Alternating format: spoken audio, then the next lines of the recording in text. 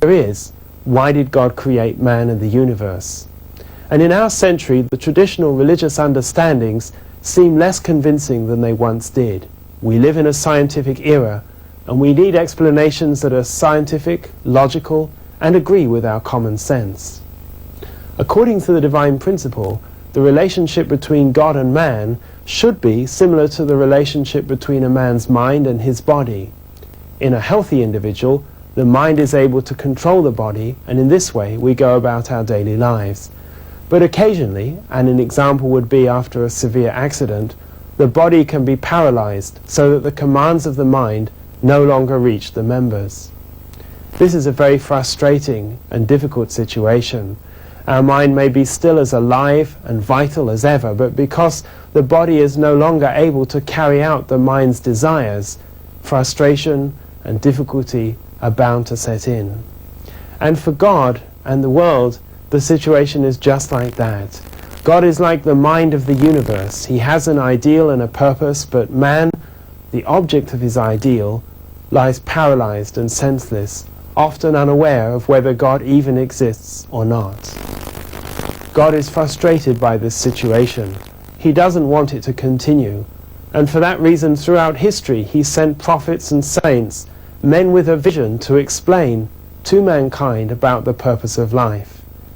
Today, as we've said, we need a new revelation and a new understanding from God that can fully answer. In this section, we look at an explanation of the laws governing the existence of the universe. Throughout human history, people have sought happiness and self-fulfillment. But unless we have some clear idea of the wider purpose and goals of our existence, we can never be successful in our search to find fulfillment.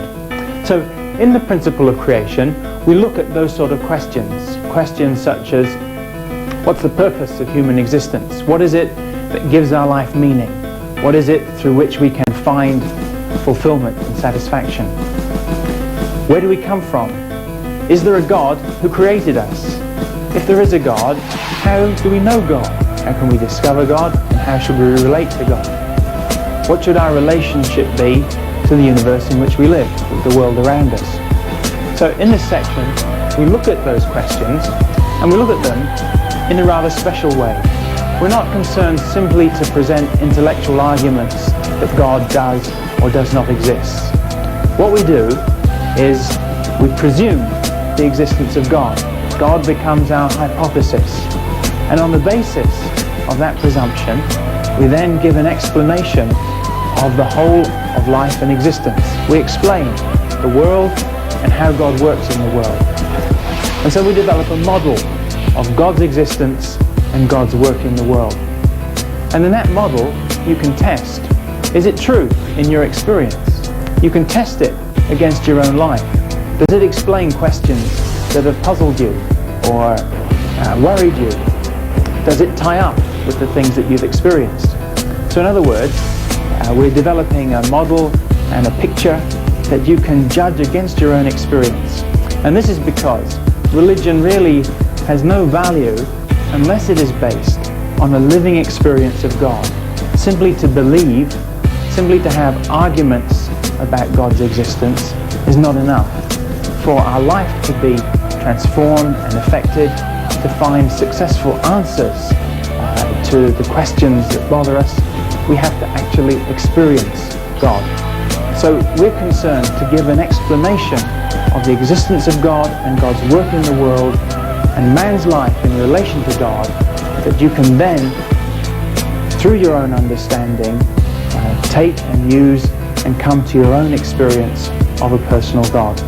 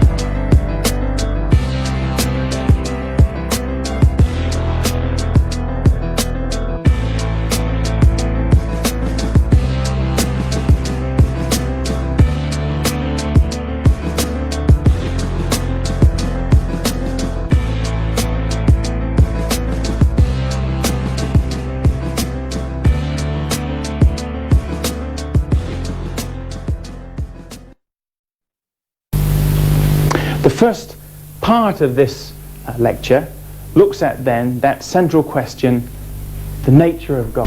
Now God is invisible. We can't touch, see, taste, smell God.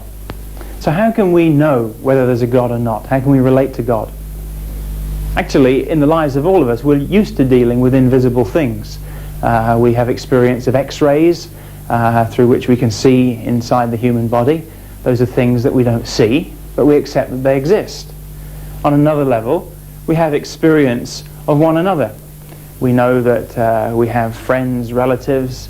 The world is full of human beings who relate together. And what we relate to is not a person's physical body. We relate to a person's character. Whether we like a person or don't like a person is nothing to do with whether their body is beautifully proportioned or whether they're crippled, but it's to do with their character. Do they have a pleasing personality? So in fact, all the time we're relating to invisible entities. You can't put somebody's character under a microscope. You can't analyze it in a test tube, and yet it's real. It exists. And you know the invisible character, the invisible personality of your friend through the way they act. Their physical body, the words they say, their movements are an expression of what's in their heart and what's in their mind. So in other words, we're all used to looking at outward things, someone's actions, in order to discover inward and invisible things. If I have a bright smile on my face, I'm skipping down the street, I'm humming a happy song, people will say, something good must have happened to you. What was it? You look really inspired today. I've got a long face, corners of my mouth are drooping down. People will say, well, what's happened? What's made you so sad? Have you had bad news?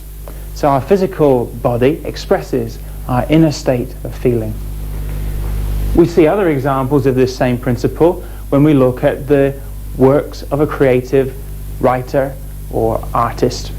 We look at a person's books or paintings in order to understand the artist's mind. We can know the artist through his works. So by this same principle, we can know God, who's invisible, through looking at his works. And those works include man and the universe in which we live. So what we're going to do now is look at human beings, look at the physical universe, and by doing that to see what is the nature of human existence, what is the nature of physical life, and through that, what is the nature of the source and the origin of that life. First thing that we might notice if we look at human beings, man, is this, that human beings exist as mind and body.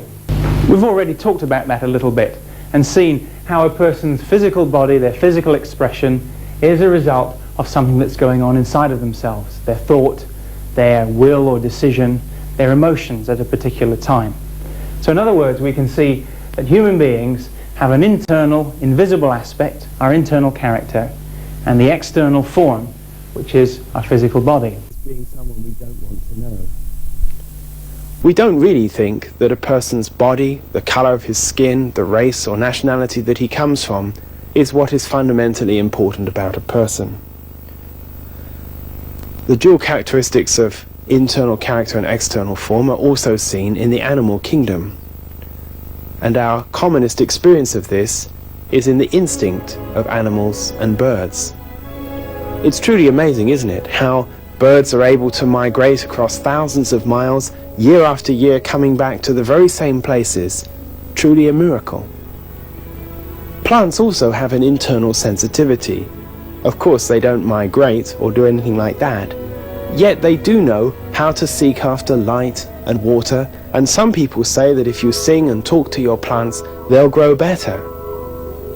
In the mineral kingdom, between molecules, atoms, and particles, there's also an inherent directive nature, physical and chemical laws, which determine how these particles relate with each other to form the different compounds and minerals of life.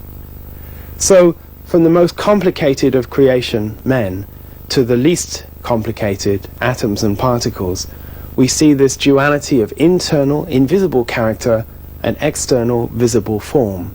And we can conclude that these same characteristics are also found within God, who projected himself into the creation. Another set of dual characteristics we need to look at is that between masculinity and femininity, or positivity and negativity. Mankind, of course, is divided into men and women, and a good thing it is too. Without this, there could be no romance, no love, no families, and in the end, no continuation of the species. And of course, the animal kingdom also has male and female animals, and plants likewise have male and female plants. In the mineral kingdom, we don't see masculinity and femininity, of course, but we do see positive and negative molecules, atoms, and particles. And this dual characteristic of masculinity and femininity, or positivity and negativity, is also a reflection of the nature of God. In Genesis 1:27, the Bible says, God created them in his image, male and female he created them. So the traditional understanding of God as an old man with a long beard in the sky in any way would only be half complete. God is not just a father to mankind, but he's also a mother. He has masculine qualities and feminine qualities too. More than that, we can understand that just as man feels, thinks, and desires, these qualities must also be present in God. God is not an unfeeling, unthinking force who created the universe and forgot about it, but he's intimately connected with men and with his creation. He has a will, he has a desire, and he has a purpose which he wants to express in the things that he made. Also, if we look at human beings, we see that the central value of a man's life is love. Even though we may be surrounded with many material things, nice house, nice food, if we don't feel loved, then our life is empty and valueless. And this characteristic also comes from God. The very essence of God's personality is his love and his heart, and it was for this reason that he created the universe. So to summarize this section, the nature of God is most clearly expressed in the things that he created. We've understood that God is a God of feeling, thinking, and will, and that God had a purpose for creating which was centrally connected with love. Now let's look at universal prime force, give and take action, and the four-position foundation. Universal prime force sounds like a terrifying technical term, but what we mean by this is simply that all things of the creation have their origin in God, and that God himself is the source of energy and power which has existed from the very beginning. The universal prime force is the causal force behind all things, and causes them to enter into what we call give and take action. We already discussed that God has within himself dual characteristics: internal character, external form, positivity and negativity. And from the origin of God, these dual characteristics separate themselves into subject and object pairs. And these subjects and objects are to have what we call give and take action between them, and from this relationship comes new creation, new life, the union. We can easily understand this by looking at the example of a family. Starting with the origin in God, the husband and the wife have a give and take action of love, and the union or the result is a family and children, which will develop eventually into a society, a nation, and a world. Any aspect of man's life depends largely on the relationships that we make. We know that in our family, good relationships are vital for being happy and satisfied. And yet the fact is that divorces are rising, children are running away from home, there's the increasing level of child abuse, and the problem is staring us in the face that we don't know how to have happy relationships in our family. At work, good give and take between employer and employee will mean good productivity, but we're all too familiar with the strikes and clock watching, the results when give and take breaks down. No sport, no art, none of the finer things of life can really be enjoyed without give and take action. And if we take an example from the scientific world, we can understand just how important relationships are. If we think of the hydrogen atom, it consists of a very small proton and an even smaller electron. And as this example shows, the two are separated by an unimaginable distance. And yet, these two tiny pieces of matter, when they enter into give and take relationship, create a real existence, an atom of hydrogen which can then go on to make water and the other building blocks of life. So, right give and take action is essential both in the created world, scientific world, and also in human life. And it's no surprise, therefore, to realize that in God's original ideal, good give and take action between God and man was the essential part. God wanted to be able to freely express himself to man and for man to respond in an ideal way. And through this, the foundation of an ideal and happy life for God and man was to have been created. Looking at the process of development, we see that the origin that started in God is developed into the subject and object pairs and then into the union. And this forms what we call the four-position foundation, which is the fundamental base by which God expresses himself in the universe. And we've already looked at the example of the family as the most essential example of the four-position foundation. Now we want to ask ourselves, what is the purpose of life? Why are we here? Why were we created? To understand about the motivation behind God's creating the universe may seem like an enormous task, but we've already understood that God's nature is reflected in man. Therefore, if we look at why man creates, we'll be able to understand why God himself created and started his creation. We always do things because we want to experience joy and happiness.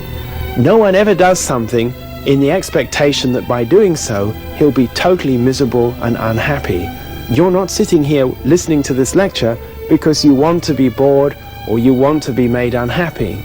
You're hoping that you can gain something from it. Even though sometimes we may have to endure suffering or sacrifice to achieve some purpose, ultimately our desire is always to receive joy. And yet, how is joy produced? It needs both a subject and an object. There must be someone to do the giving and someone or something to receive the love and the feeling that's being given out. And again, if we look at human relationships, we see that men seek for joy in many ways. Some people look for it in money. But is money really the ultimate source of joy? We know that it isn't. If you turn on the radio today and listen to the popular songs, you'll hear almost every song is about love, isn't it? Love lost, love gained, love hoped for, and so on. You don't hear many songs about money, and even fewer about power or knowledge. But it's very ironic that men, in seeking to be happy, are looking for almost everything but what they really need, which is true love. But how do we experience true love? We need an object, and that object can't be just a rock or even an animal or a plant. Ultimately, it must be another person. And that person must be able to respond absolutely to our deepest thinking, our deepest feeling, and our deepest desires. The family is the place where we can really experience love in all its dimensions. For God, the situation is exactly the same. God also has the desire to share his love and his heart with some object. And the object for God is man. By the fact that God gave man the commandment, as recorded in Genesis 2:17, we can understand that men are created to understand the heart and the desire of God and to respond to that completely. Just as all parents want their children to be as good as they were or better, so God's ultimate desire for man is that we become like second gods, having the same value and the same meaning in our life as God has in his. How then do we go about achieving this wonderful ideal? If we look in the Bible, Genesis 1:28 gives a clue where God blesses Adam and Eve with the three great blessings. And he blessed them, saying, "Be fruitful, multiply, and have dominion over the things of the earth." what do these three great blessings mean for modern man? The first blessing, to be fruitful, is a commandment to man to mature and perfect his character. By growing up, we're supposed to be people who can embody the love and the feeling of God completely, and in our sharing with other people and with God, we manifest the true humanity with which we were endowed. So being perfect does not mean being able to leap tall buildings with a single bound. Rather, it means being able to feel and think and love as God does. That's why Jesus said in Matthew 5:48, "You must be perfect as your heavenly Father is perfect." And Paul in 1 Corinthians said, "Do you not know that you're God's temple and God's Spirit dwells within you?" So this is the ultimate purpose of human life, to be the temple of the living God. And God expressing himself in our daily life helps us to love and act exactly in accordance with his will. But individual perfection is only part of the story.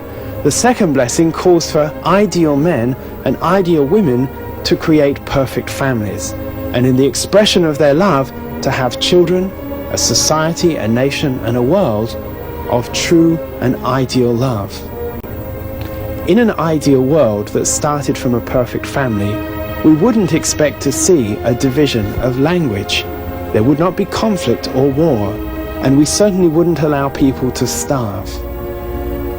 But even the creation of ideal families is not the end of God's blessing to man.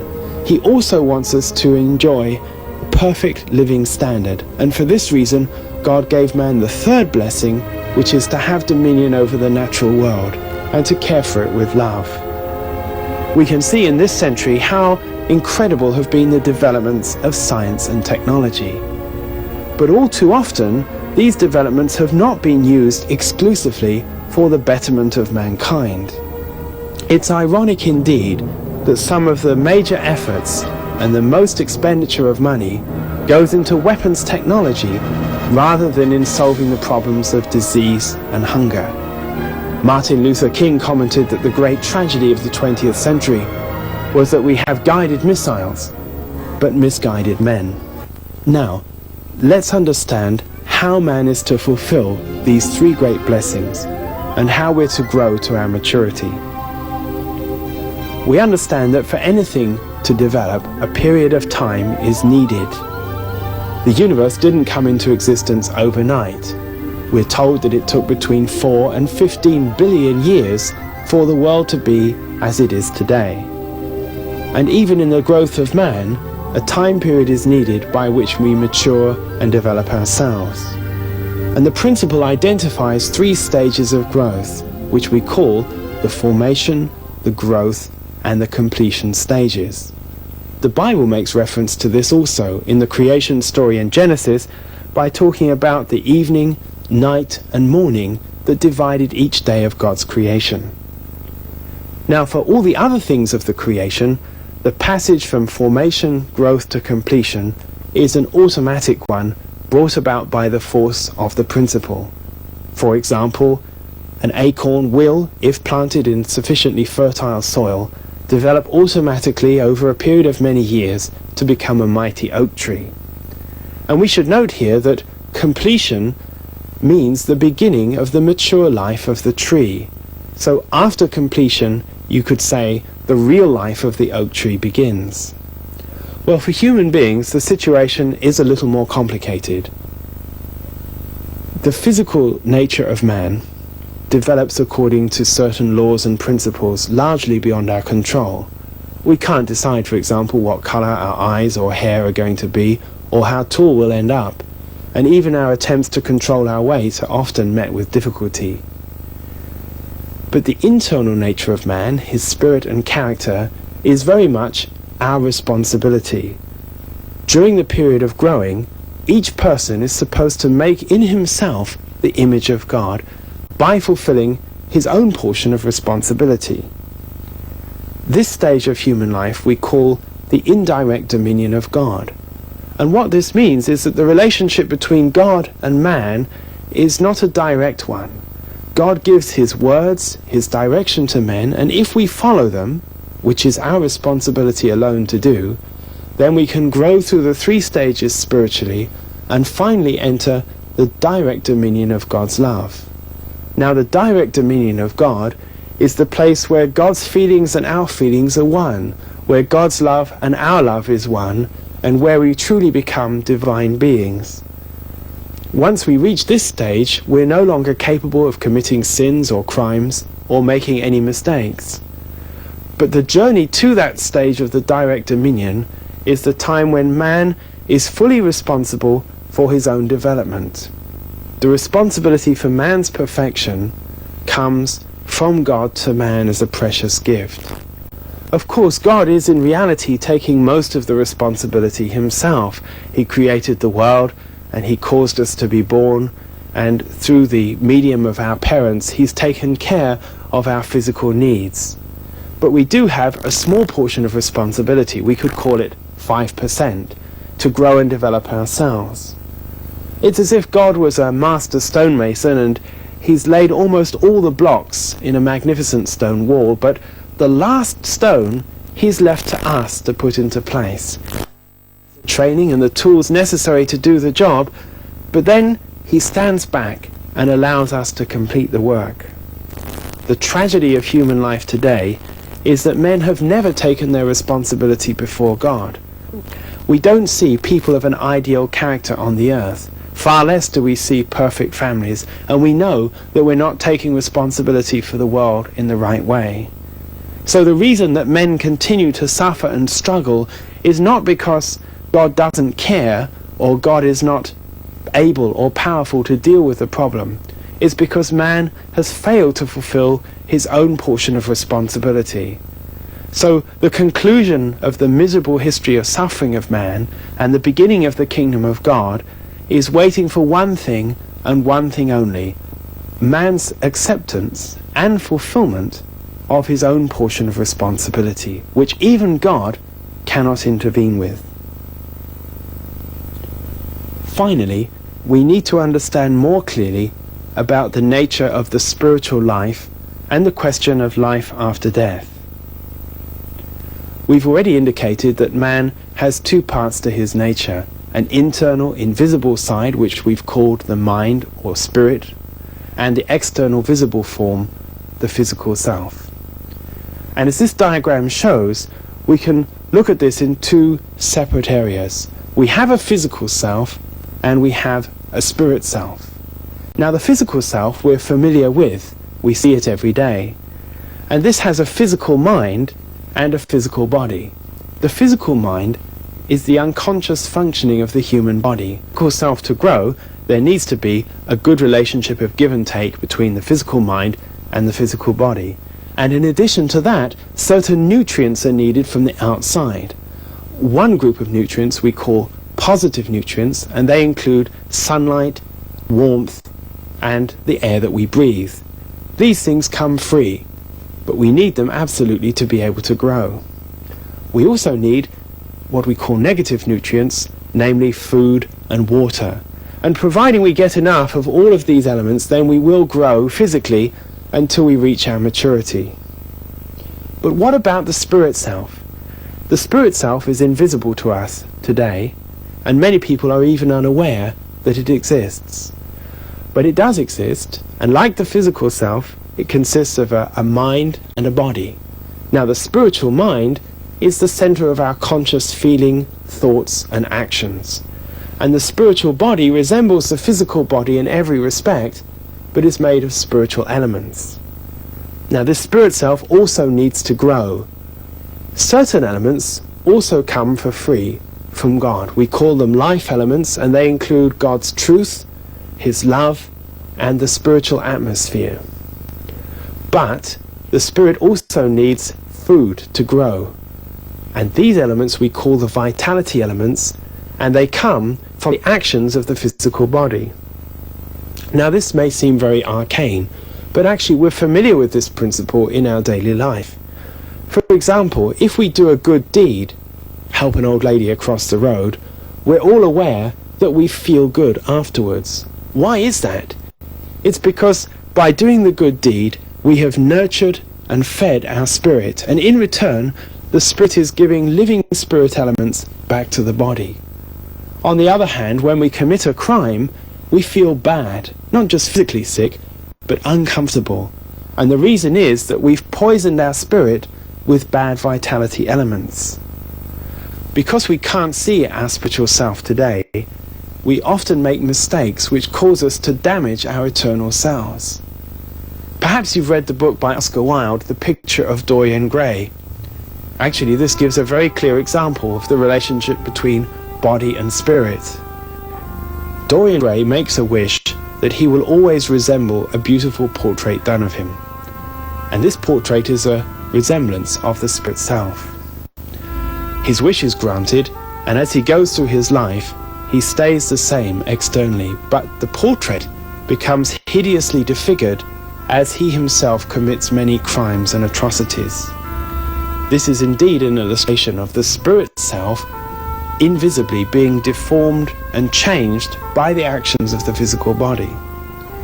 Eventually, he can no longer stand the hideousness of the painting and tries to destroy it, but in doing so, destroys himself. It's exactly the same with man. Even though we may want to destroy our spiritual self, we cannot. We create it by the quality of the lives that we live. And at the end of the day, who we are is what we've made of ourselves. Now, the physical self lives only for 70 years, but the spiritual self is eternal. This means that our life here on the earth is an extremely precious time. Our purpose for being here is to learn how to develop our spirit by living and loving according with God's will. And if we don't do that, but we live in a wrong way, then we'll poison our spirit and deform it. And we may even find that our spirit becomes less than human. What happens at the point of death is simply that the physical body ceases to exist, but the spiritual mind and the spiritual body continue forever in the eternal world. In one sense, it's just like taking off a jacket. So when we die, we're not told by God whether we can go to heaven or hell. We've already decided it.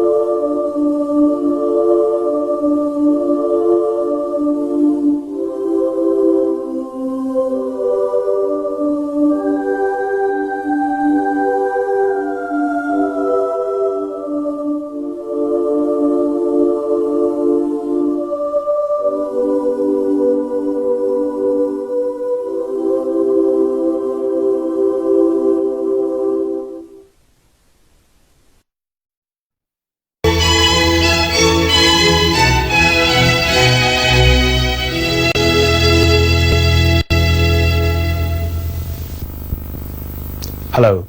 In our first lecture on the principle of creation, we heard how God is the loving parent of mankind. He wants us to live for eternity in happiness and joy. Tragically, our world today is nothing like the ideal of God. There is war, conflict, and suffering, and evil is a reality that faces us every day. But why? If God is a God of goodness and God is almighty, why is his world of creation not good? Many cultures have some story about how evil came into the world.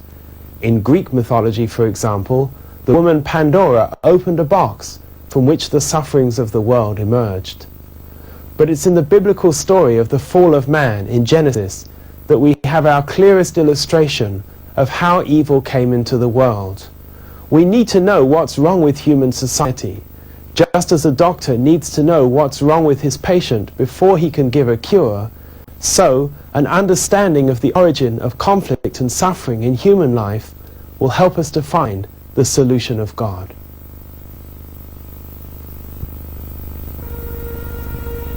Throughout his history, man has struggled with the questions of conflict, suffering, and evil. And the 20th century, more than any other, has had its share of these. The images of our years cause us to feel sorrow, unhappiness, and sometimes despair that things will ever change or get better. Why is it that we've been unable to cast out the problem of evil? Why is it that our advances in technology, in understanding and knowledge, have failed to bring about a world of peace, happiness, and goodness? We understand from the Bible that at the very beginning of human history, the first ancestors, Adam and Eve, committed some act which took them away from God, and since then all of mankind has been separated from him and separated from each other.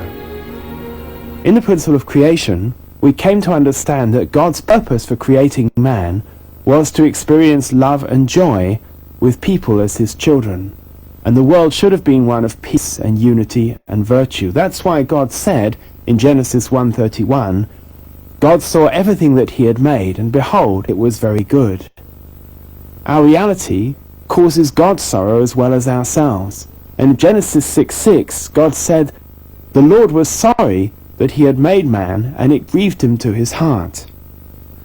In the course of this lecture, we're going to look again at the Bible story of the fall of man. And we're going to do some detective work to find out what this story really means and how it affects our life today. If we remind ourselves of the contents of the story of the fall, Adam and Eve were placed by God in the Garden of Eden, and they were told they could do anything except eat of the forbidden fruit, which grew on the tree of the knowledge of good and evil. Pretty soon, however, a serpent came along and tempted Eve, and Eve tempted Adam, and man fell and was expelled from the Garden of Eden. But is this a literal story or a symbolic story? We need to understand this very seriously. First of all, let's remind ourselves of the choices facing Adam and Eve in the garden. Firstly, they could obey the commandment of God as recorded in Genesis 2:17. But of the fruit of the tree of knowledge of good and evil you shall not eat, for the day you eat of it you shall surely die. What would have happened if they'd obeyed this commandment? Certainly, they would not have died, and God's will would have been fulfilled. However, they took the second option of disobedience, and the consequence was death, and the opposite of the will of God. But what was this fruit that the commandment prohibited? Was it a literal or a symbolic fruit? First of all, can we really believe that a God of love would place a fruit in the garden which was so poisonous or so deadly that it would cause his children to die? No parent does that. We lock our medicine cupboard and we make sure our children can't get near the things that would damage themselves. Also, Jesus said, not what goes into the mouth defiles a man, but what comes out of the mouth defiles a man. And we know from science that the things that we eat can't affect our children and generations to come. Furthermore, if we think that God was testing Adam and Eve in some way, we would be saying that God could behave in a way which, if it came from a human parent, would be inadmissible. If a human parent tested his children by putting some fruit or a chocolate cake before them and then telling them not to eat it, and the children died as a result, we would say that was a heartless and irresponsible parent. God could never behave in such a way. Also, nothing that we eat is worth risking our lives for. Even cattle don't eat poisoned grasses. And if we understand that something is going to cause us to die, we'll never eat it, however hungry we are. So, for all these reasons, we can say that the fruit must have been a symbolic one. And naturally, symbolic fruit doesn't grow on real trees. So we have to ask ourselves, what were the trees referred to in the Bible story, the tree of life and the tree of knowledge of good and evil? Well, the tree of knowledge of good and evil, upon which this fruit grew, is only mentioned once, but the tree of life is mentioned several times in the Bible. In Proverbs 13:12, it says, "Hope deferred makes the heart sick, but a desire fulfilled is the tree of life." In Revelations 22:14, it says, "Blessed are those who wash their robes white, for theirs is the right to the tree of life." And in Genesis 3:24, it says that Adam wanted to gain the tree of life, but God placed an angel with a flaming sword to prevent him from doing it. In other words, the tree of life is something tremendously desirable, not just for Adam, but for men of the Old Testament and men of the New Testament as well. So what was it that Adam wanted so much? Actually, it couldn't have been money or power. The only thing that he wanted while he was growing to his perfection was to become a true son of God, to reach his perfection. And so we can say that the tree of life is a symbol of a man in perfection. Jesus also compared himself on occasion to a tree, saying, "I am the vine and you are the branches." And Paul called Jesus the true olive tree. So the tree of life, then, is a representation of Adam in perfection. Well, in that case, what about the tree of knowledge of good and evil? If the tree of life represents man in perfection, the tree of knowledge of good and evil is a representation of Eve before the fall. Now let's understand about the serpent. Who was this serpent who was able to deceive and cause man to fall? First of all, we must realize that no snakes are able to communicate with men. However foolish we are, no one has ever been talked into doing something by a snake, and yet this serpent was able to communicate with man. Furthermore, the serpent knew the commandment of God. He said to Eve, "Did God say you shouldn't eat of the forbidden fruit?" No serpent can do that. The Bible, of course, gives us a clue to the identity of the serpent, and this is in Revelations 12:9. It says, "The ancient serpent was thrown down, and his angels were thrown down with him." So the serpent is a symbol for an angel who's known as the devil and Satan. And here we can see that the identity of the serpent is Lucifer. Lucifer was the archangel of God, originally lived in heaven, and fell and was thrown down from heaven. So this angel, this being, was able to tempt man and cause him to fall. And more than that, has dominated the spirit of man ever since the fall. And so even today, we're not free of the influence of this serpent. If we ask ourselves then, what was the sin of the angels that caused them to be thrown down from heaven? The answer to this is contained in an obscure book of the Bible, Jude. And let us read Jude 6:7. "And the angels that did not keep their position, but left their proper dwelling, have been kept by him in eternal chains in the nether gloom until the judgment of the great day. Just as Sodom and Gomorrah likewise acted immorally and indulged in unnatural lust, serve as an example by undergoing a punishment of eternal fire." In other words, the sin of the angels that caused them to be thrown down from heaven was a sin of fornication, of unnatural lust. And what of the sin of man? After the fall, Adam and Eve covered their sexual parts with fig leaves. Why did they do that?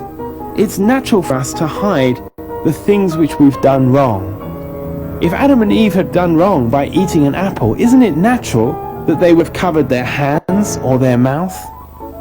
In Job 31:33 it says, "I have concealed my transgressions like Adam by hiding my iniquity in my bosom." The fact that Adam and Eve decided to cover their sexual parts is a clear indication that the fall of man had a sexual content. In this sense, we can say that the fruit must have been a representation of sexual love. So what does it mean then when it says that the serpent offered the fruit to Eve and Eve offered the fruit to Adam? It means simply that there was a spiritual relationship of fornication between Lucifer and Eve and Adam. According to Middle Eastern culture, picking a fruit was often a symbol of a sexual relationship. And also, in Genesis, the term knowledge is often used in the sense of carnal knowledge. It talks about Adam knowing his wife, and she conceived a child. So the fruit of knowledge, which Lucifer offered to Eve, is a symbolic statement that Lucifer had a relationship of fornication with Eve. And then Eve, offering the same fruit to Adam, indicates that she likewise committed fornication with him. You may ask yourself, is it possible for angels and men to have any sort of relationship, far less a sexual relationship? But the Bible records several instances where men and angels had direct interaction. One such example is when Jacob wrestled with an angel at the ford of Jabbok, and on another occasion angels visited Abraham and ate a meal with him. Also, if we think about the history of religion, we see that all religions make fornication and adultery the greatest sins. The Israelites practiced the rite of circumcision, shedding the blood of the sexual part. And it's also been the record of history that advanced civilizations have been brought down more than anything else by immorality and degradation. And in our situation today, we can see the problem of immorality and sexual promiscuousness is rife. And can we say that the stories on page 3 don't affect the stories on page 5? Actually, our society is in moral decline. To understand the motivation and process of the fall, we need to understand who the angels were and why they were created by God. In Hebrews 1:14, it explains that angels are ministering spirits created by God to serve him and to serve man. And Paul said, "Do you not know that we are able to judge the angels?" In other words, the angels were originally created to be the servants of God and man. From this we can understand something of the motivation by which the fall took place. First of all, if we consider the situation of Lucifer before the creation of humans, Lucifer was in the position to be the most loved creation of God. He was the archangel, the head of the angelic world, and through him God communicated his love and his truth to all the angels. But after the creation of Adam and Eve, Lucifer was faced with a difficult situation. For the first time in history, he saw that someone else was loved more than him, and he began to feel jealous of the newly created Adam and Eve, and he wanted to have the love that they were enjoying from God.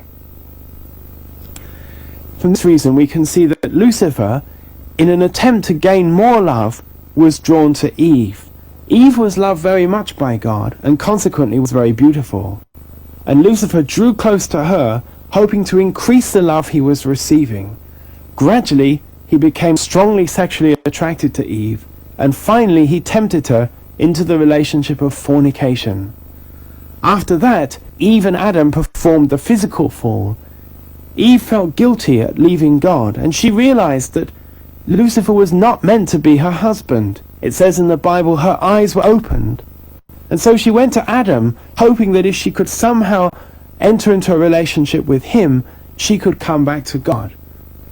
But of course the consequence was absolutely different. Tragically, the results of Eve's decision were that men fell away from God, and the history of sin began. Assessing the situation before the fall of man, we can see that Adam and Eve had the choice either to perfect their love centering on Satan or centering upon God. There's nothing wrong with sexual love itself. It was God's intention that eventually Adam and Eve would marry and create an ideal family. But the point was, they were supposed to become mature and perfect before entering into a relationship of love. And furthermore, it was to be God, their Father, who pronounced the day of their wedding, their blessing. Instead, they couldn't wait for God and followed temptation and the cheap love of Satan. So, if they had followed God's desire, we would have seen perfected people living on the earth forever. There would be no sin, no corruption, and no hell. But by choosing the path of false love, the result was a fallen humanity and a fallen world. This is the reason that the tree is called the tree of knowledge of good and evil. If they had chosen goodness, there could have been life and hope. If they chose evil, death and destruction. So, what was the consequence of the fall? The ideal family which God wanted was prevented by Satan. Lucifer took the position of God, caused Adam and Eve to relinquish their purity and to lose their virginity and enter into a false relationship in which Satan's love and Satan's desire were expressed. We need to understand, how could this happen? How could Adam and Eve, created good by God, possibly fall away from him? We understood in the principle of creation that man goes through a period of growth before reaching his maturity. And it was during this period of the indirect dominion that Adam and Eve were confronted with the temptation from Satan. If they had been perfect already, it would have been impossible for them to fall. But even so, knowing the truth, how was it that they deviated away from God? The reason is found in the fact that the force of love is stronger than the force of the truth. The reason for this is because God wanted his relationship with men to be ultimately based on love, not on truth, formality, and discipline. We could compare Adam and Eve to a train setting off on its destination. The tracks are the tracks of perfection, and the force driving them towards their goal is the force of the principle of the love of God. The only way that they don't make it to the destination is if they're derailed by some stronger force. And the only stronger force than the force of the principle is the force of love. In this case, the unprincipled love of the archangel, leading them to deviate from the will of God. To combat this situation, God gave them a commandment. Do not eat of the forbidden fruit. In other words, don't enter into a love relationship until I tell you. Don't have a sexual relationship, either with each other or with the angel. If Adam and Eve had kept this commandment and kept their faith in God, then they would never have been tempted away by unprincipled love. So now we can understand why God gave man the commandment. It wasn't to test them and to cause them to fail. It was to protect them. In the same way that parents tell their children, don't go and play in the road, God was cautioning Adam and Eve so that they could be protected.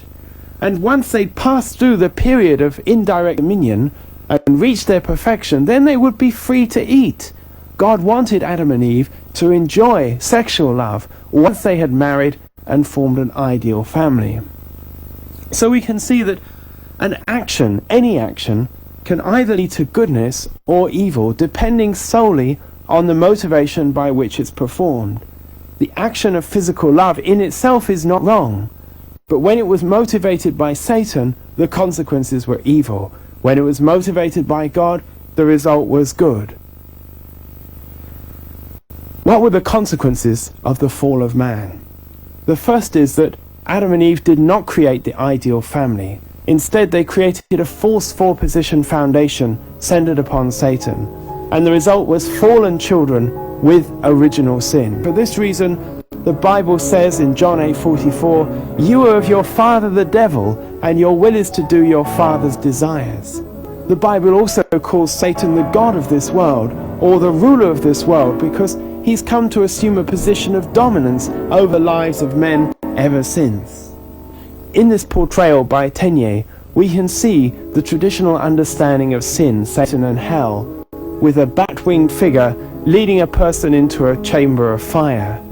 But this is a very unhelpful understanding. Satan does not appear with wings and horns. The reality of Satan's work in the world today can be found in the corruption of young people, the breakdown of morality, the rising problems of drug abuse, crimes of every description, and wars and conflict between people. This is the work of the devil, not in some obscure and romantic way, but in the practical corruption of human life today. How does Satan exert his influence in the world today? occasionally at the trials of mass killers, you hear them saying something like, "I heard voices telling me I had to kill, I had to do this, I had to do that." And in fact, this is a reflection of the evil spiritual influence at work in our world today. What happens is that Satan has give and take in the spiritual world with evil spirits of people who lived evil lives in the past. And then these evil spirits come down and influence the lives of people on the earth, pushing them and causing them to do evil thoughts and actions. This is why the Apostle Paul said, "I don't do the good that I want to do, but I find myself doing the evil that I don't want to do," because of spiritual influence from Satan. The only way to get out of this tragic situation is to cut off our relationship with Satan and the evil spirits by making again a real relationship with God. This is not so easy as it seems, because throughout history people have tried to relate to God and still found that they committed sins and crimes that they didn't want to do. If we think about sin, it exists in several different forms. The easiest sin to deal with is personal sin, our things that we do wrong by ourselves. These could be compared to the leaves of a tree. Beneath personal sin, however, there's also collective sin.